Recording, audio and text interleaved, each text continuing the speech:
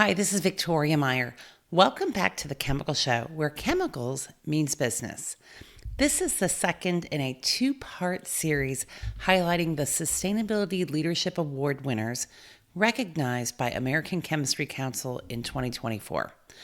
Last week, in an episode entitled Driving Innovation and Recycling, I spoke with Matt Adams from EFC Gases and Robert Dishman from Cyclics. If you haven't listened yet, check it out.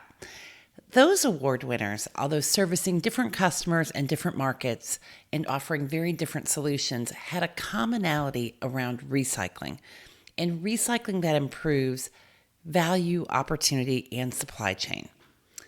This week, I speak to three different award winners that have a common theme of collaboration, customers, and community.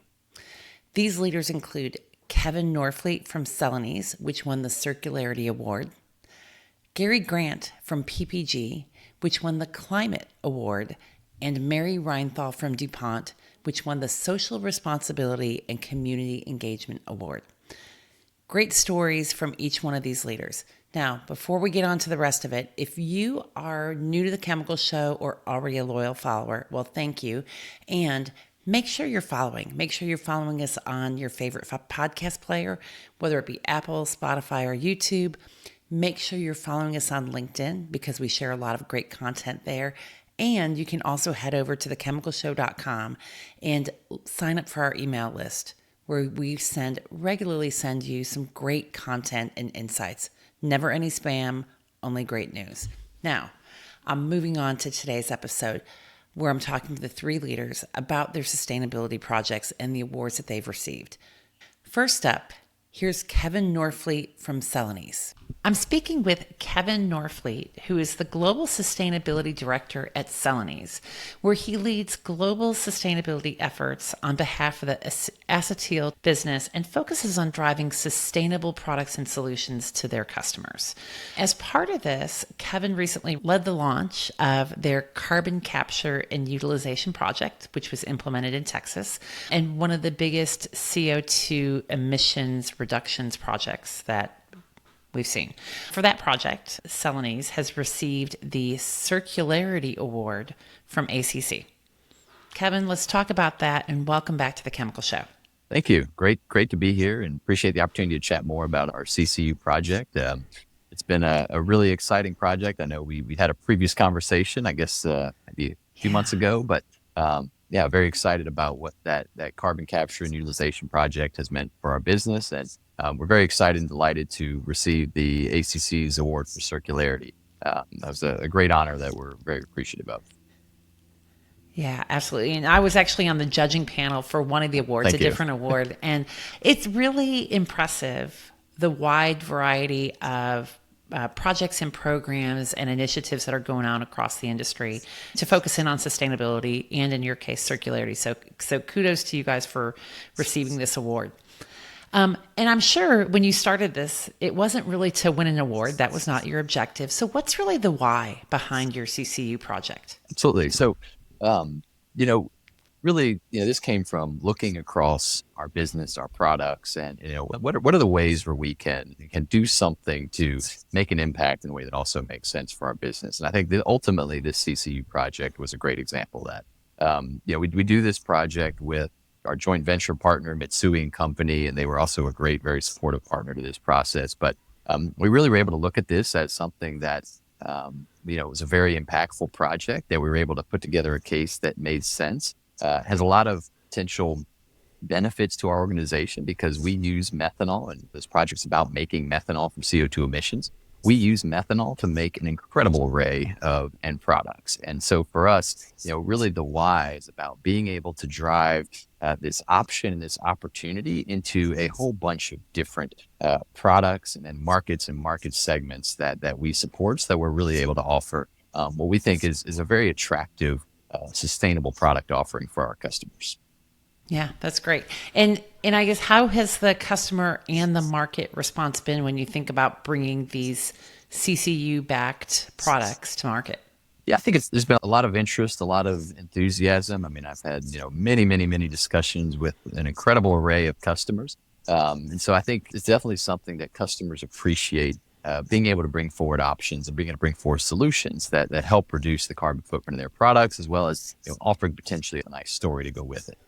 That said, one of the Yeah. challenges that we see with CCU is that it doesn't fit cleanly into some of the categories that people commonly think about when they think about sustainability. I mean, a lot of people talk about recycling, or they talk about bio-based feedstocks, and what we see Yeah. is that CCU is a little bit of a third choice that doesn't really fit perfectly into those categories. And so it does take a little bit more effort to get people to understand, what does this mean? How do I think about this? How do I use this? But I think as we go through the data and we go through the information we have about what this means for those products and what this means for those products' carbon footprint, there tends to be a lot of interest and enthusiasm for the option.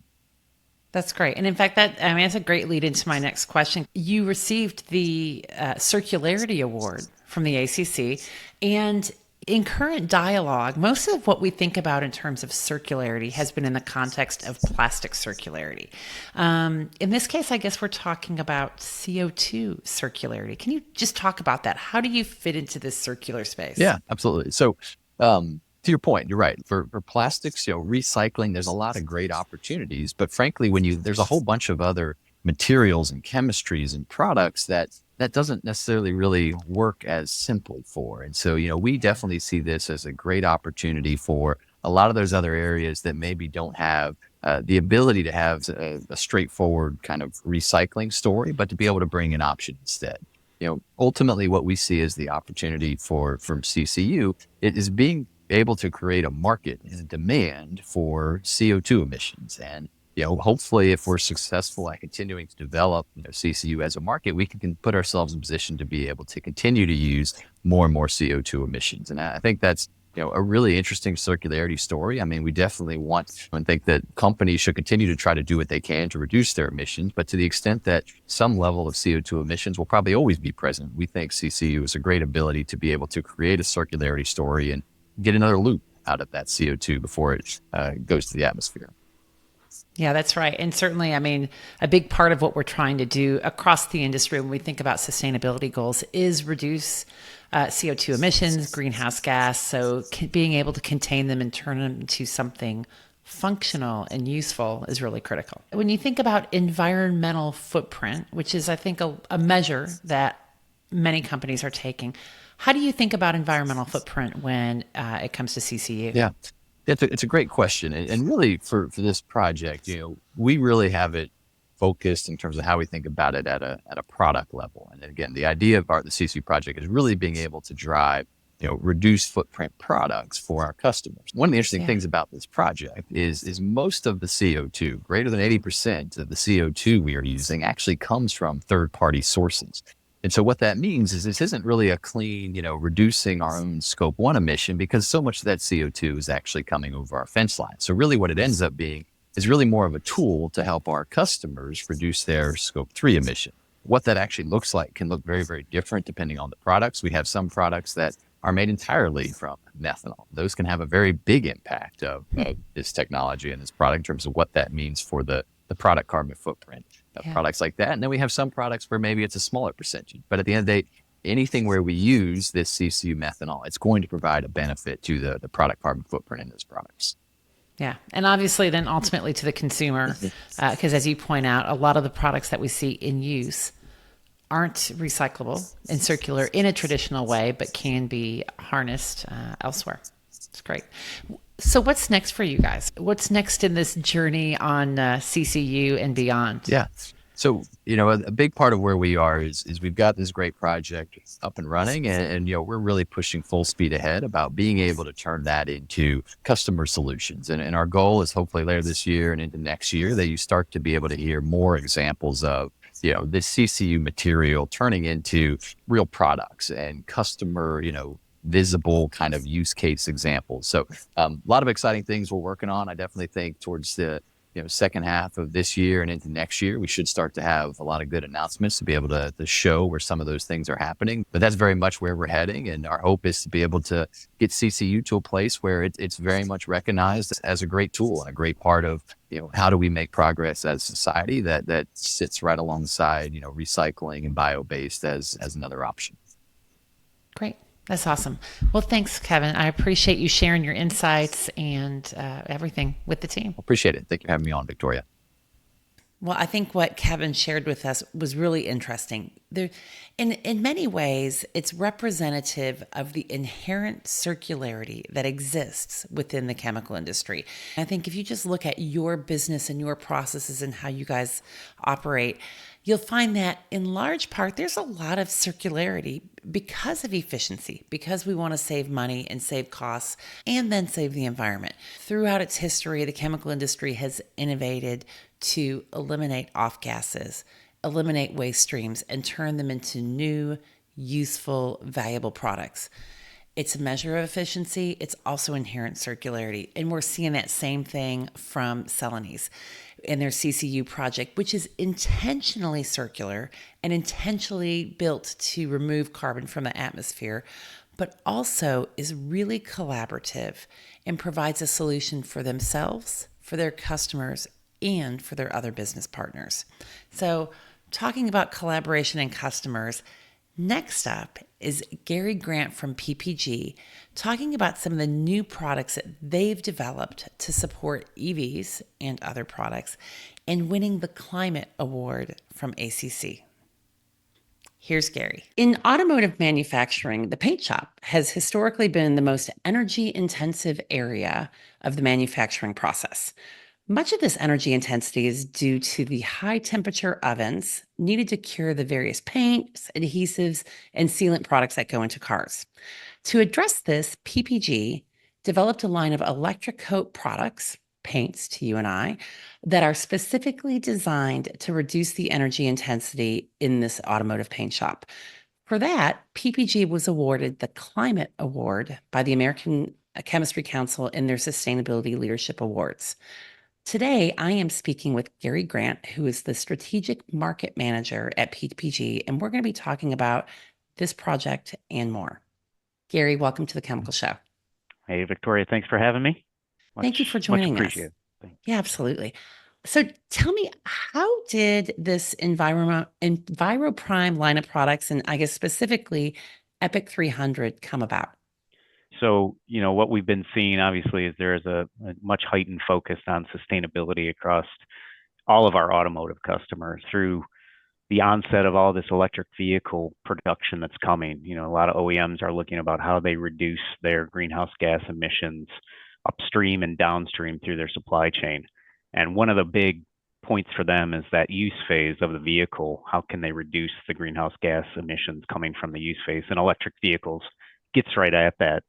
But as a result of that, that's going to create some differences in how they manufacture, how they assemble a vehicle, particularly the battery enclosures, the battery box, where that's going to be, think of it as a heat sink on the vehicle that's going to require more time at temperature. And clearly, we want to partner with our customers to make sure that they don't have to make significant capital investments to expand their oven or increase the footprint, slow their lines down. So in order to do that, we've got to think about product solutions. And for me, particularly electric coat, one of the hot spots in that paint shop that you mentioned is that oven that cures the electric coat. And so if we can either reduce or at least maintain the throughput, the time in the oven for the OEMs and not slow down their productivity by bringing solutions like EnviroPrime Epic 300 to market, that's a significant advantage for them, again, to avoid any capital investment and even potentially speed up their lines, reduce the time, and improve their productivity, or reduce the oven temperatures and reduce that impact on the greenhouse gas emissions there in that part of the paint shop. That's excellent. And in fact, I know that's one of the conversations that sometimes happens is that as we move to a greener economy, moving from internal combustion engines to EVs, the consideration of all the elements of it and how it affects the environment, how it affects energy consumption is really critical. What's been the customer response since this was introduced? Just about every OEM now has some type of electric vehicle program, right? And it's not just in one particular region, it's global. So with the Epic 300 technologies and other Epic technologies in our platform, we're seeing that adoption rate increase as we see the increase in the electric vehicle production. So it's been a good response so far. Obviously, the recognition here by ACC is great, but we've had some other recognitions, not just of EPIC 300, but other eco products in our portfolio that are helping the OEMs meet their sustainability goals. That's Whether it's great. greenhouse gas emissions or it's water intensity or energy intensity, anything we can do again to bring some solutions to market that help them help us. Yeah. So I saw that PPG was recently awarded recognition from Toyota. Can you Yeah. talk about that? Yeah, that's again another example, partnering with a customer who has some particular needs for both performance and sustainability that they're trying to achieve.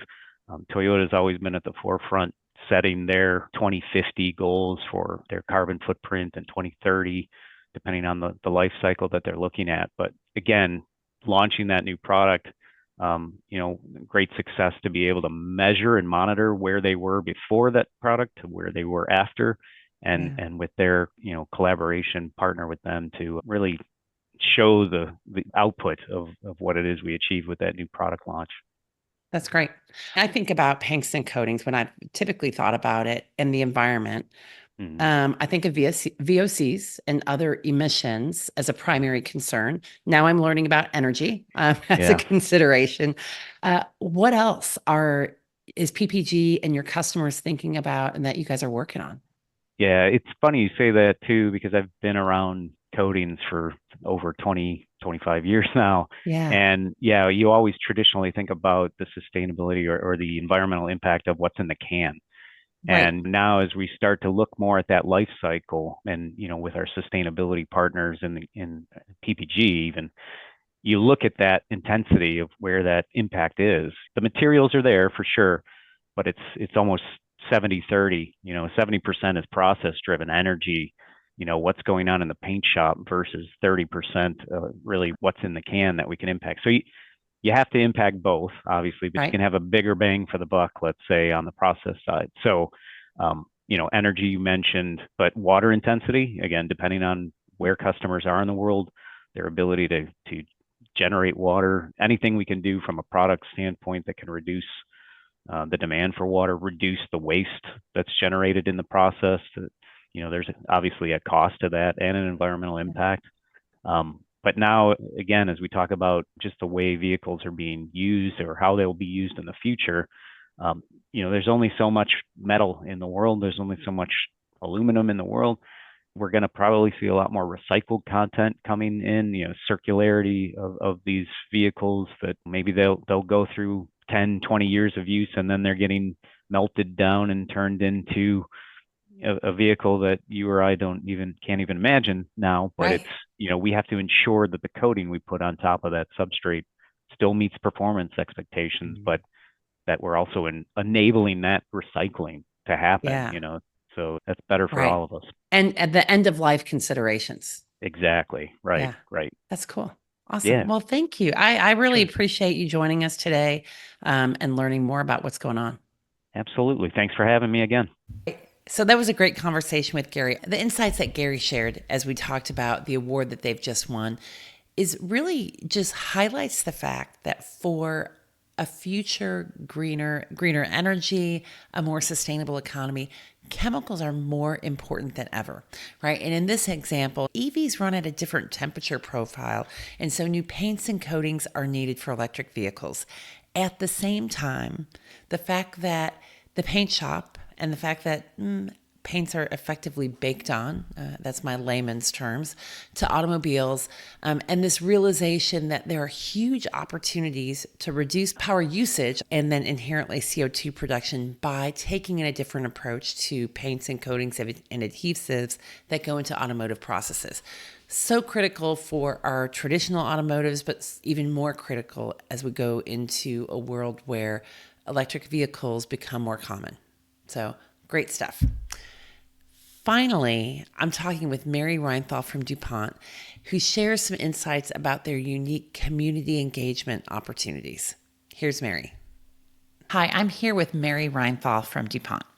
Mary is a scientist, and more importantly, she is the current leader of Clear into the Future, which is DuPont's global sustainability program that funds nonprofit organizations to work on sustainable development initiatives in the communities near where DuPont operates. So, really critical opportunity and outreach into the communities. And in fact, DuPont received the Social Responsibility and Community Engagement Award from ACC this year. So we are going to be talking about that and more. Mary, welcome to the Chemical Show. Thanks for having me. I'm excited to be here. I'm really happy to have you here. So tell us a little bit about the Clear into the Futures grant program. Yeah, so I think you really nailed it. It's employee driven, it's a global grants program, and it was founded by DuPont in 2007. Grants recipients are non-government organizations, so these are nonprofits or academic institutes that are going to be aligned with the Clear into the Future program purpose, which is really driving positive impact by protecting the environment and empowering communities to thrive. Yeah, that's really great. So, can you give us an example or example or two of some of the programs that you guys have helped to fund? Yeah, I'd love to. So in 2023, we were really fortunate to be able to fund 19 distinct projects across 7 different countries. So this is a really exciting achievement for us. And when I think of Clear into the Future funded projects, 2 in particular come to mind. So one is a land restoration project that took place out of Midland, Michigan. So DuPont has a site in Midland, Michigan. And this was with the NGO Chippewa Nature Center. And so what they were looking to do was to remove invasive exotic species and replace them with a just diverse array of native plantings. So these would be shrubs, these would be wildflowers, these would be trees. And what we really liked about this project was not just how it impacted Midland, Michigan, but it really impacted the biodiversity at large of the Great Lakes Bay region. So these are ecosystems that have seen a decline in species year over year. So these ecosystems are wetland ecosystems and field ecosystems. So it felt really good to give back to this project in particular because of the larger implications. Yeah, that's really cool. I'm going to just jump in here. I spent a lot of time in Wisconsin on a lake up there. And frankly, everywhere there's lakes and waters and wetland, we're certainly seeing impact of these invasive species that are non-native that have a really significant impact on the local ecosystem, not just from a plant life perspective, but from a birds and fish and other animals. And so I think that's really cool because obviously it is a topic that hits a lot of different communities. Yes, and the Chippewa Nature Center has written Clear to the Future grants several years in a row that have been successfully funded. So they are undertaking large-scale projects that are able to deliver on, all of the metrics that they're hoping to year over year. So we keep funding them, and it's a fantastic, fantastic cause. Sounds like a great partnership. And so you were going to tell us about a second one as well. Yeah, definitely. So another project that comes to mind is going to be a little bit different. It took place in Seoul, South Korea, and it was to promote urban forests. So the NGO there was called Forest for Life. And what we really liked about this program was the strong education component. It also relied very, very heavily on community volunteerism and support in planting over 700 trees in Seoul, South Korea. And so the strong education, the strong volunteerism, and introducing new biodiversity into an urban area, those were all wins for us. Yeah, that's really great. And you said that this is something that's employee driven. So how do employees get engaged with this? Yeah, so employees have multiple opportunities to become engaged with Clear into the Future. I became engaged as a co-lead and as a lead for Clear into the Future, so really driving the ship. Employees can also become engaged as grant review committee members. So the decision to fund a project is done with a panel of employees from across DuPont. And so folks, if they're interested in doing work with Clear into the Future, can opt to be on the grant review committee. And that time commitment looks like reading over grants that we've received and deliberating on them to determine who should receive funding for the year. And then in another way, employees can also become involved with Clear into the Future by becoming an employee sponsor for one of these projects. The way these projects can move forward is if there is a DuPont employee that pushes it to the forefront and really drives the DuPont volunteerism, can vouch for the organization. And so DuPont employees can become involved in volunteer events or as one of these employees that can drive the movement forward. Yeah, that's great. And it sounds like it really helps to spark a partnership within the community and these organizations. Yeah, it's great. We really appreciate helping out these local DuPont communities. So these DuPont communities are, communities where DuPont employees live and work. And so we really appreciate helping out employees in those communities, NGOs in those communities, and especially employees that have great connections with NGOs in these communities. Yeah. And as a global company, figuring out how to create that community and local connection is so critical. It's so critical. As to your point, like the NGOs locally really know what the locals need. Right. Yep, So it's hard sometimes as a global organization, you sometimes think, okay, well, we know what opportunities they are. And the reality is it's those local boots on the ground that really are able to provide that impetus. That's exactly right. So what's next for the program? What should we be looking forward to the rest of 2024 and as we go into 25? Yeah, so what I like to look at is the past as an analog for the future. So between 2022 and 2023, we really did see growth in all of our metrics. We saw more applications being funded. We saw more people putting in applications. We saw more countries being represented, more regions being represented by Clear into the Future funding. And so really moving on, we're hoping to just increase scope, add more regions that are represented, add more countries affiliated with DuPont communities, and just continue growing our global footprint. Awesome. Well, great. Well, Mary, thank you for joining us today, and thanks for sharing those insights. Yeah, thank you so much. This was a pleasure. 3 awards, 3 distinct companies tied together by a theme of collaboration, customers, and community. Thanks for listening. If you enjoyed this episode, please share it with a friend or colleague, and make sure you're following The Chemical Show on your favorite podcast player. On LinkedIn, we share a lot of great content on LinkedIn, and also head over to thechemicalshow.com to get more insights, to sign up for our email list, and just be part of it. So anyway, thank you for listening today. Keep listening, keep following, keep sharing, and we will talk with you again soon.